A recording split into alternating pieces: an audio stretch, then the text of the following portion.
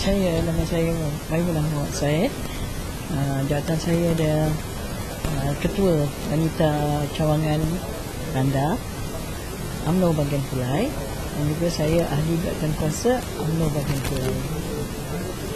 Dan saya mengucapkan tahniah kepada UMNO keseluruhan yang telah mencapai umurnya 68 tahun pada sekarang hari ini.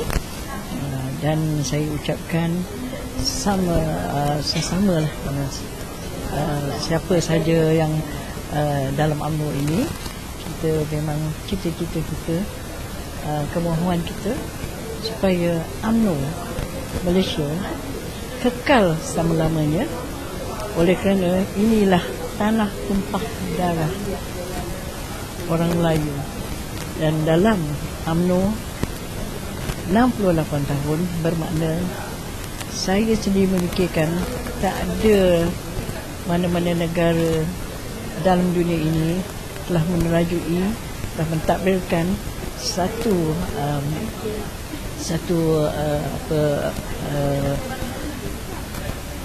negara yang sangat lama, dan juga bersyukur kerana tidak ada perkara dan juga perkara yang menyedihkan ataupun perkara yang berlaku untuk kita berpecah belah.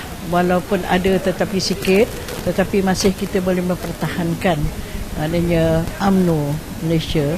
Kita orang Melayu masih mempertahankan ketuanan kita di Malaysia ini. Dan juga saya fikir apa yang saya cakap pada hari ini ada dia punya bukti dia, bermakna pada Puan Hajah Hasnah ini, Puan Hajah Hasnah, dia telah lama menjadi ahli UMNO sehingga sekarang dalam 60 lebih tahun. 60 dalam 60 tahun sudah menjadi. Sekarang umurnya sudah 83 tahun.